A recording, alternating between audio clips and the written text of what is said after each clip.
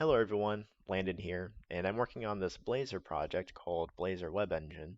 And essentially, it's a web engine for handling your elements in the form of node contexts, where node is the abstract idea of containing your elements for you, similar to how Razor pages work, except that this is all programmatical instead of being in the markup. It's mostly C# code.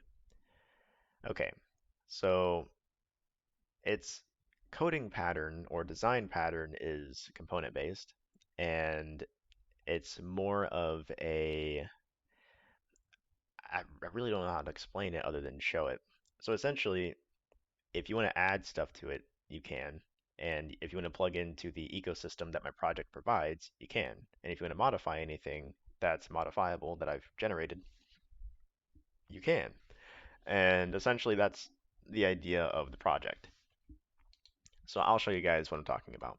And it uses dependency injection as well to handle a lot of cool stuff. So, all right, we have our project and we have our scoped services that we add, right? All of these handle a lot of the boilerplate for your functional code, not so much the front end appearance, but more how the front end handles functionality. Okay, so you know how you want to do like a drag and drop event and do something really simple, but you have to use JavaScript or you have to use the JavaScript interop if you're doing Blazor, and it gets really confusing really quickly, or it's a lot of code to just implement it. What this does is instead of needing to do all that, you can add classes to the dependency injection that handle that for you. So when you create a node and you have an element context you want to drag and drop with, it just works. Now I'll have that example in the future, but that's the intention of the project is to handle the functionality side of things for you to a point where it's basically you call the class, you call the function you want, and it just works. These things plug into each other and they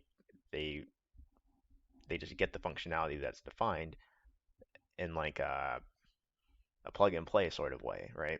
It's component based architecture, so it's really not that difficult to achieve. It's C sharp. I mean, heck, we have Unity and Unreal, both C based, well, things built by Microsoft basically.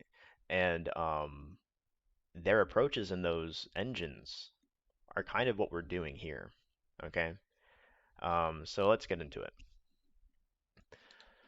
We'll look at the root component here first. I'm going to start here because this is the starting point of what your stuff looks like and also the functionality.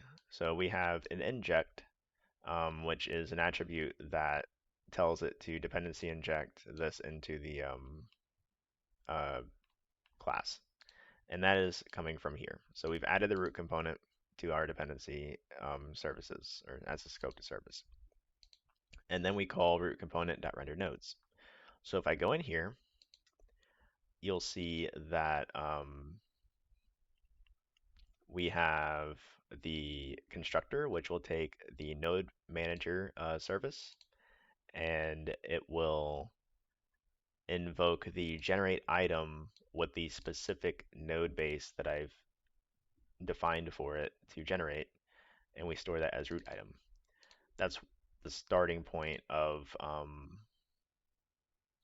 well, that's like kind of how the project's functionality is supposed to go. The project has no clue what coded node is until I define a class for it and say, hey, use this type. Coded node is not used anywhere else besides the class it's defined in and in root component. Nowhere else in my code does it have any clue what these are. But because it's of type node base, it knows what to do with it. That's pretty much, your object-oriented component-based approach right there, all um, in one example. So when we do render nodes, we can do root item.render outline, and that will basically invoke the render method that's in I believe this is explicitly defined. If not, it's overridden. So let's look at it. Okay, so this is explicitly defined. But that's fine because root component, it's okay for that to be explicitly defined.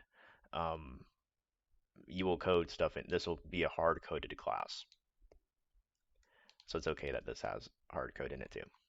In fact, this whole class is one that is allowed to have your custom working code in it, as well as any classes that you create that you use inside of here.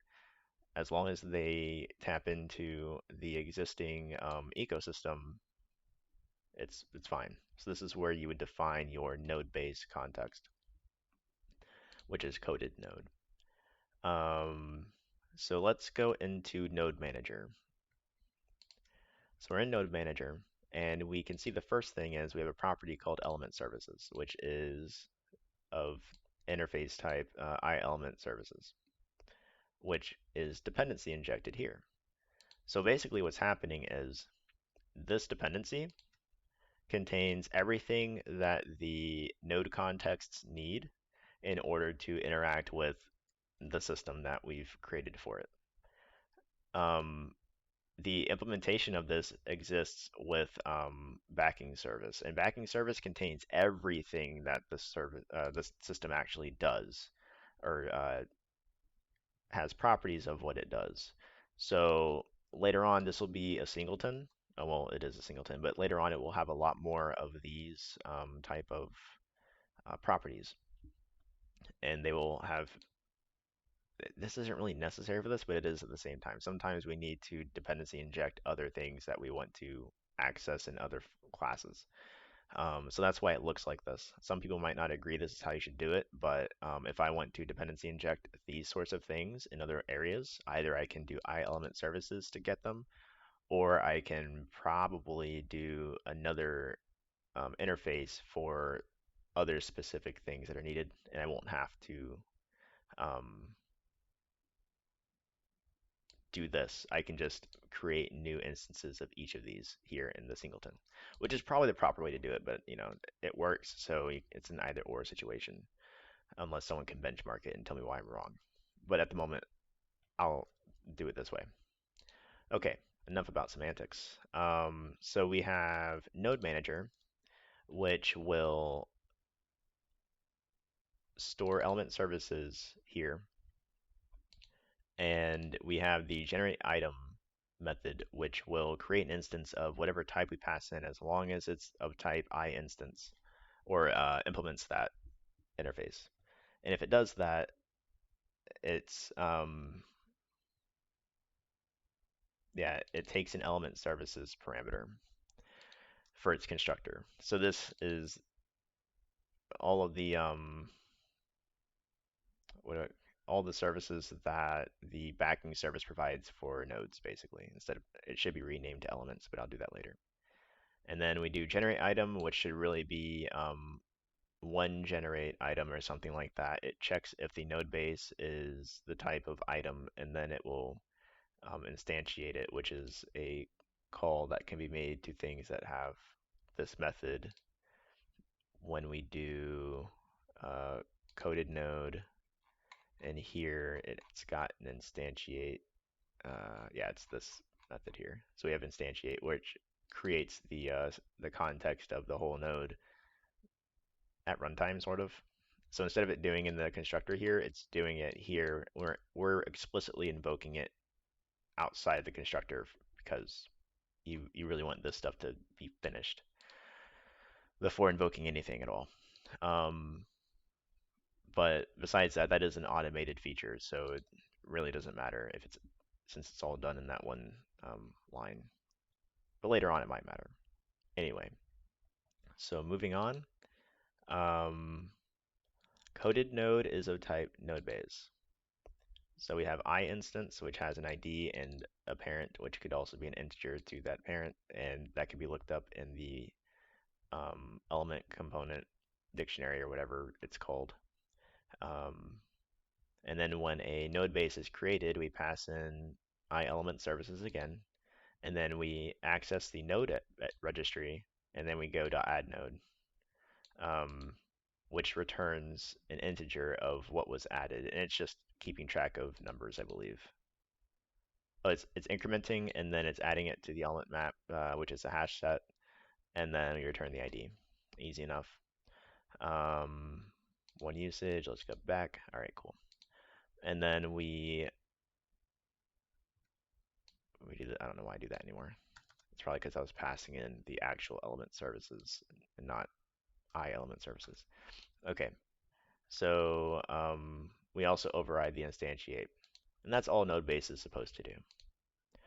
Okay, so let's go to coded node, and we can see that we're asking for the element services, which we do provide, which then goes to the base constructor. And that's pretty much where it stops for things that are required, right? We override the instantiate, but it was already there to begin with. And then we also added the render outline there so that we can render exactly what we want. If we don't put anything here, nothing shows up, but nothing breaks. It's just, it's rendering nothing. Simple as that. If you don't even call it, it doesn't do anything. All right.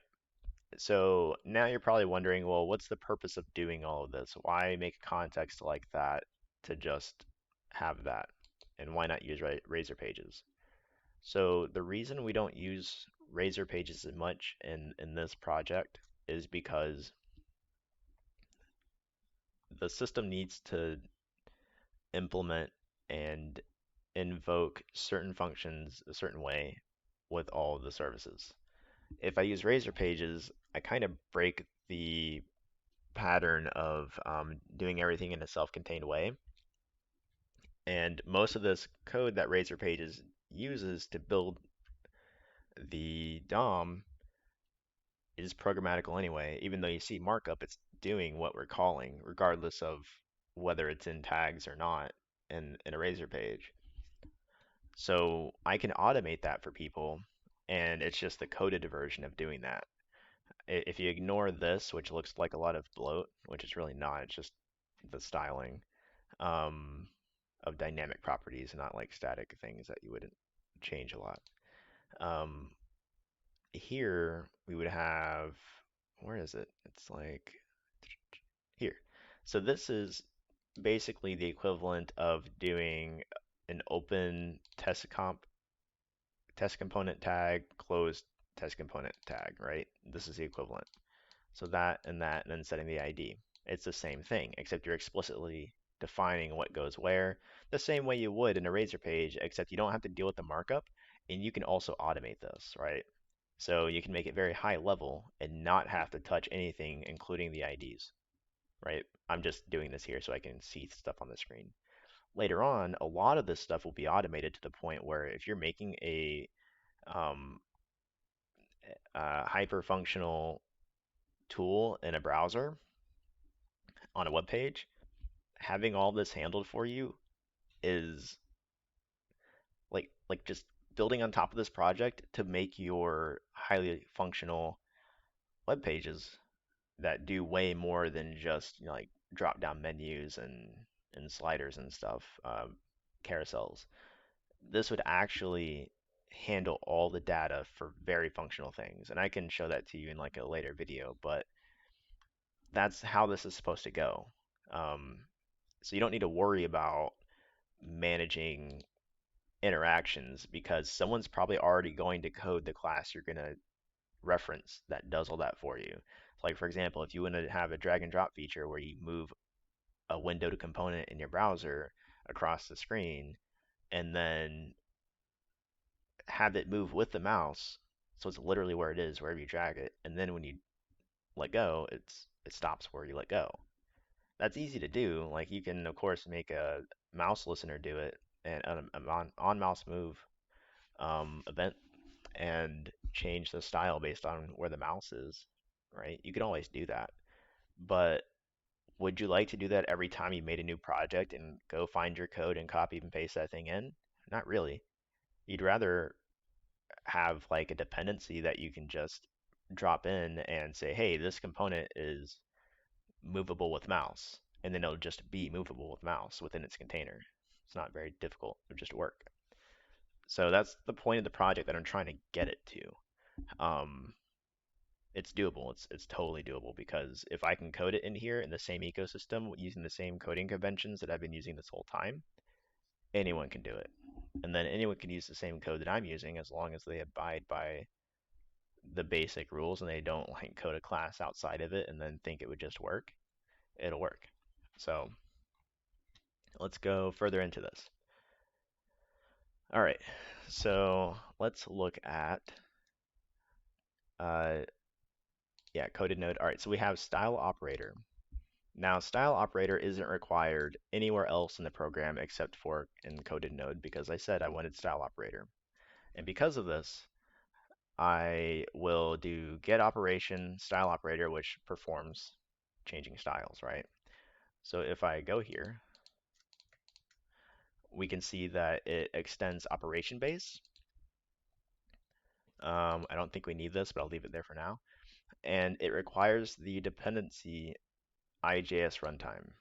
And that's the base class that requires that. Operation base requires that. Because if you're using an operator, that means you're going to require the JS interop at some point. In this case, it's manipulating styles directly on the elements. Although you can change that if you want. If you wanted to, your style operator could manipulate the DOM and add style tags with custom style selectors and properties.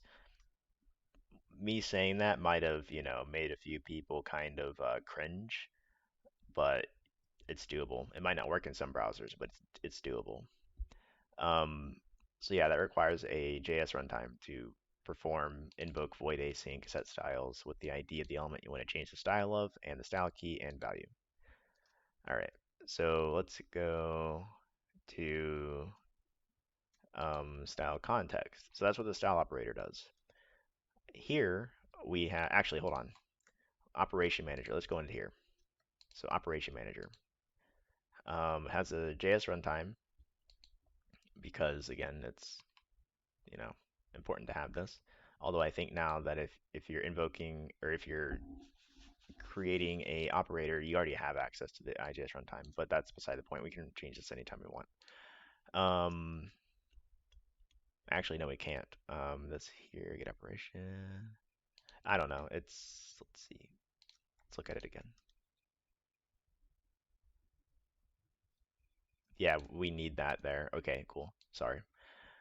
I got a little bit ahead of myself. All right, so you notice that we have coded node has this in the type parameters, right? Which means the way that this is coded, because of the approach that I'm taking, the system doesn't need to know what this is before you tell it what the type parameter is. Once you tell it the type, it goes, oh, this type, we can use that. It doesn't need to know what it is prior to it. So we do get operation. Well, if the operation doesn't exist, if it actually gets the value, it returns it immediately.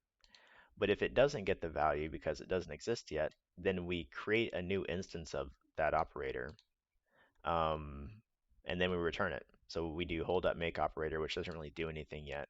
But that's, of course, to be overridden by people that want to modify it. Um, the operation map will add the type as a key and then the new instance of that operator. And that's it. That's how you add custom operators, which is literally what I just did. Um, Style operator is a custom operator. That's it. So if it needs other dependencies, we can, of course, fix it up to do that. Um, at the moment, it only needs the JS runtime one, and that's it. So that's the system doesn't really need to know anything other than, hey, if you do get operation, it exists in the map, and if it exists in the map and you call it from somewhere else, it'll be there. If it's not there, it'll create it. Easy enough. All right, so then we have our instantiation portion, and this is where things get very involved and in a good way. So we have style context. So a style context is basically what builds the styles that go into the attributes, and it looks like this. If it, oh yeah, it broke. All right, my bad. You know the inline styles you can do on elements? That's what it is. Um, so here all we're doing is we're taking the key and then we're putting the semicolon in between them, and then we join them with semicolons, and then that's the output. So that would go into the style attribute of an element. The thing is whenever we add a style to the style context that an element may have, Um, we pass in the style operator, the element ID, the key, and the value from our actual public method, which requires a style operator, an element ID, and then the tuple of varying amounts of tuples that we might add. And then for each one of those, we have a key and a value, because I'm not using key value pair because that's gross. Um, we go add style, and then we pass in each one, and then that will create the output once the for loop's done. So it's basically building it. And also, um, if we've already added it, we can tell. So if it didn't already exist, we'll add it to the map for the first time. And then if the element doesn't exist, we just return here. This is very important because if the element wasn't built yet, but I have the style for it, the style context shouldn't care if the element's built or not. However, if the element is built, this will be valid, and then that means that the element was given the style context, which will currently have the style.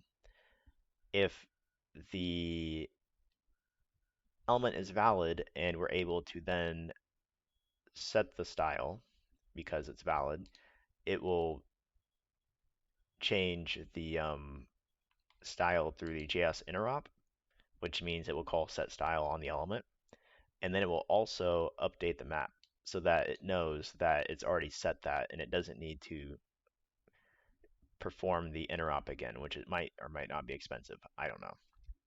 But that's the idea, is if it doesn't need to do the cross language call, it won't. All right, so that's that, and then we can go into defining the element context. So we have element context provider add context. So what this is doing is we have a dictionary called context map, which holds the, I believe it's the ID of the element that has the context and the element context stored with that element ID. And what's happening here is we're just adding it into the context map, and then we have the ability to get element property off of the element context. So what this is doing is we have an ID for the element we want to get the property of, and then the property name of the element, which is really just a wrapper to perform this without like having a billion accessor lines, where it goes like element context provider dot context map dot get element or get context dot get prop name, which is this right here. So it makes it really simple to just call this on this class instead. All right, so what we can do is we go get context ID, which is here, and then we do get type name, and then the name of what we've stored with that type, because you can have multiple of the same properties if you wanted to. Okay, so element properties, we store the ID of the element, um, and then we have the context item map, which holds objects, and then we can go add, and it will create an instance of the element property that we want, and it will go into the context item map under the name of what we gave that property, which should be property name, but right now I'm not worried about that. And then you can also add an existing element property if you want to. You know, you're free to do either of these. It's just easier to just do a type name and go activator dot, and then it creates an instance. Okay, so that's what's happening there. So if we look at this and we go add context, new element context, we add in the ID of the element we want to name, and we have the builder, which is the element properties builder. Really, it's just element properties chaining itself. Um, so we have builder.add transform, and it's going to add, saying that's redundant. Oh, okay, it's interesting. I'm going to keep it there for now, though. So, all right, so builder.add transform, and we're going to call it transform for right now because there's only one. So I usually use the name of what I'm adding. And then we go out transform. So this is returning, it's setting to this variable what was found. In this case, it will create a new transform and return it here. That's because I want to maintain the chain of element properties. So I'm accessing element properties here. So I can do .add and I can just do that. So it's a really lazy way of defining variables while you're chaining, and then you can access this anywhere below. People might have a problem with that. It converts to WebAssembly, so I'm pretty sure it's fine. All right, so then we have header style dot add style. So this is a style context, and we have the style operator and the builder.id, which is element properties. So it has the element ID, which is actually defined here. Um, and then we do background color red, position absolute with, see how simple this is? You don't have to do new or anything. It's just passing in a tuple. Pretty fun, pretty easy. And then we have a event listener, which is neat. Um, that's why it was crashing, by the way. And whenever the transform properties change, we want to track that because later on we might want to know when our elements are changing because they'll explicitly have changed properties through CS. Because C# can change the properties of elements and whatnot, we can listen to those changes.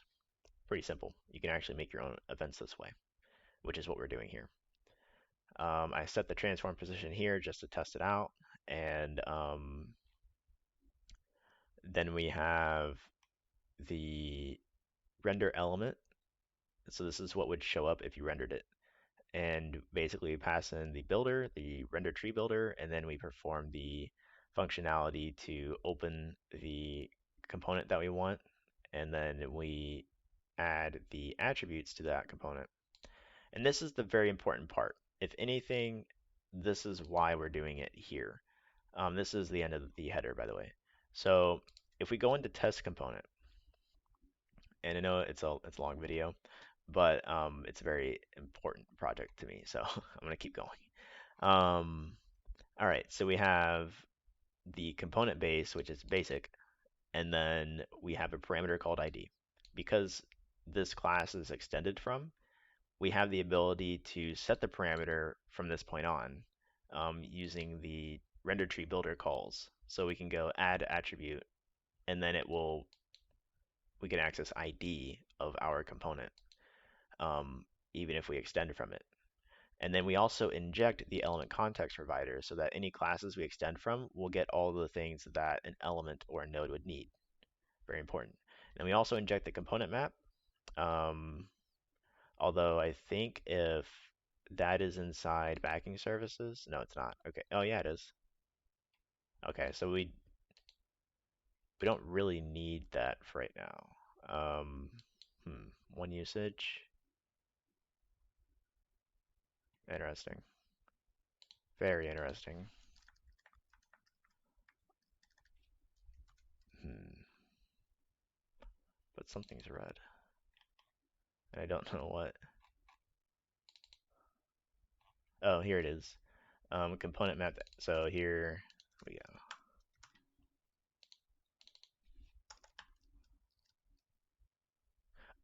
Oh, that's context map. Okay. I understand what this is now. So component map is actually, oh no, it's here. What? It says component map. What? No, I'm lost. Let me see if I can figure this out real quick.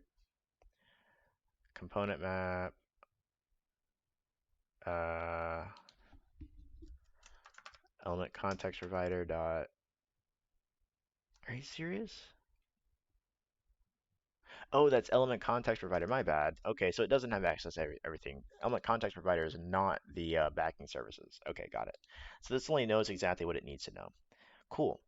And then we have element context, which we get from the context provider. That's what it is. So this is providing the element context of this component that we've given it. So we've given it the ID when we're explicitly defining this, whatever we're making from it. And then we're passing in the element context provider. And then we also set the trigger state changed action so that we can call state as changed outside of this component to tell it it's changed. If we don't do this, we can't tell it to rebuild. And if it doesn't rebuild, it doesn't move. Um, at least until you modify the JavaScript. But that's beside the point. We're not going to worry about that. Okay, so test component extends basic. So it has everything here. So we can access the context, which is this, from this class because it extends basic. And because of that, we can actually get the style context and get the render output of what the style context is. And like I said before, this doesn't need to exist for this to actually function correctly. What's important is um, when you're explicitly defining things, you know that these two go together. And if they don't, they don't. But in this case, you're using it here. Um, you could have built a test component from scratch doing it this way, but it's fine. You don't have to, like I'm doing it here, but really like you could make this a class where this isn't using any of this. But in this case, it's kind of good to do it this way because it's a component, a, a component base, and it builds. So um, rather than having the header, I believe, yeah, it's building correctly. Cool. So you're opening the test component and then you're passing in builder. Um, yeah, so that should do what it does. Great. All right. And then when we run it, we get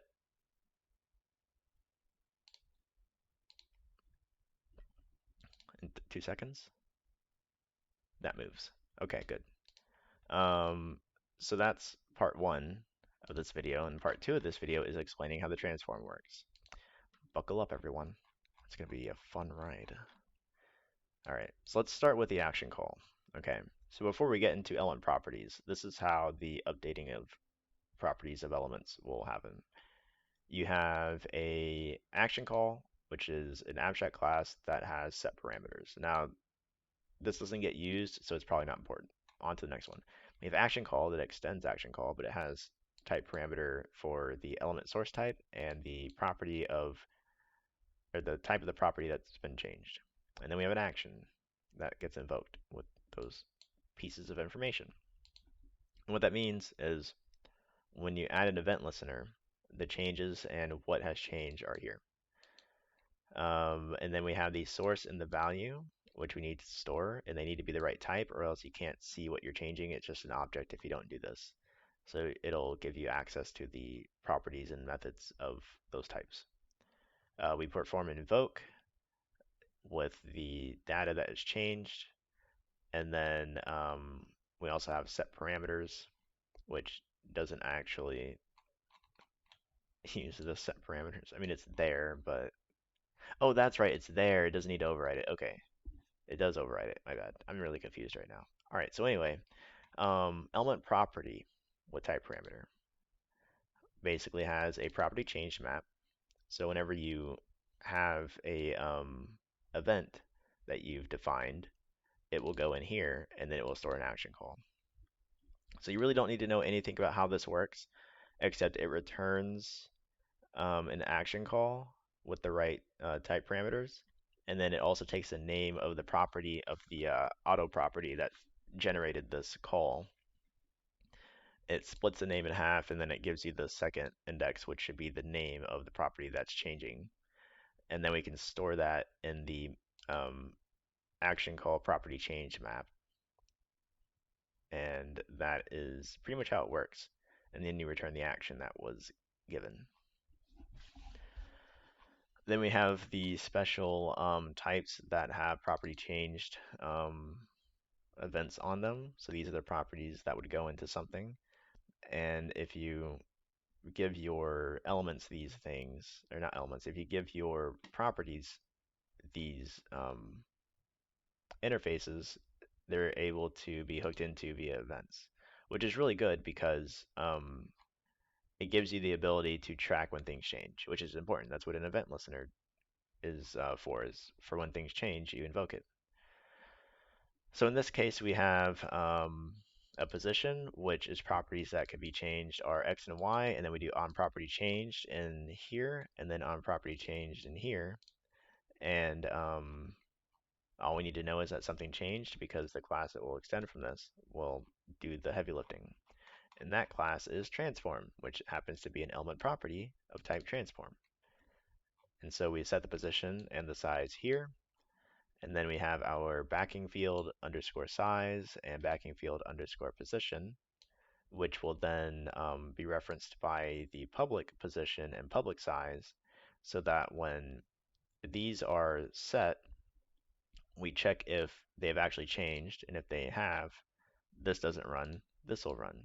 So we'll set the position, and then we will set, or for the first time, if this comes in, we will then append the new positions event handler, and then we will invoke on move whenever the position has changed, whenever a component of the position has actually changed. So if it's a position.x or position.y, we'll invoke on move because technically it's moved. Maybe both coordinates didn't change, but it's moved.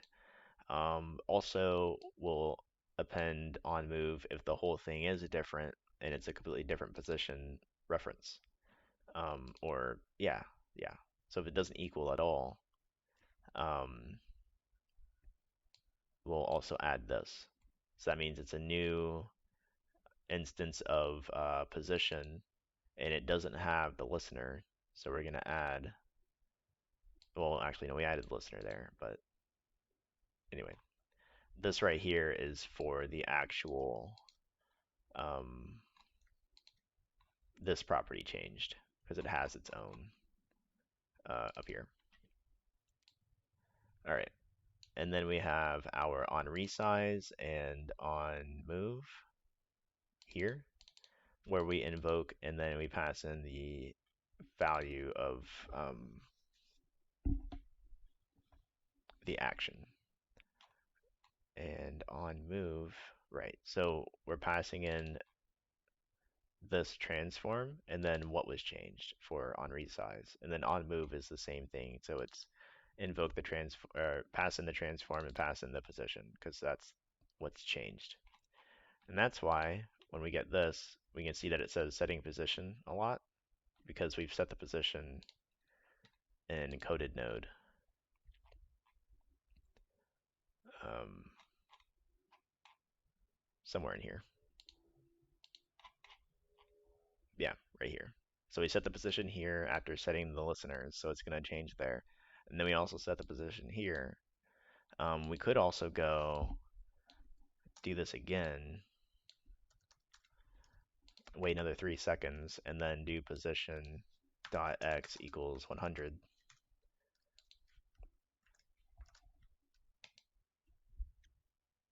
And it should go back to here. So 2 seconds. Yep. And it says setting property of position. And that transform doesn't need to exist, but it does. And because it was used, um, well, if it wasn't used, the system wouldn't care. But the fact that we're adding it in this way, anyone can add any kind of element property that they define, as long as they extend from the element property class, um, and then tap into it with the event listeners, whatever properties that change, they change. You have two-way binding if you want. Um, if you really wanted to, you could. And after doing all that, you add it to your system, and it just works. And so this is also an open source project. I think it's a really good project, and it'll handle a lot of heavy lifting for very, very involved applications. Like I said, it may not be something you would want to use for simple applications, but if you have something like you're using the 2D canvas or um, WebGL, or although WebGL, those sorts of things require a very different approach to how you're implementing things, but you can still do it in this system. Um, but if you want to use HTML elements that are very intricate, you could totally do it with this, and it would be really easy too. So anyway, that's all I got for today. Thank you for watching. Hopefully this inspired you guys to think differently about how to use Blazor than just as a Razor um, CS coupled thing. And tell me what you guys think. That's pretty much all I have for today. I'll be posting updates about this project, but I'll also post a link at the GitHub in the description, and hopefully you guys are able to help me out. Um, and yeah, so have a good day, everyone.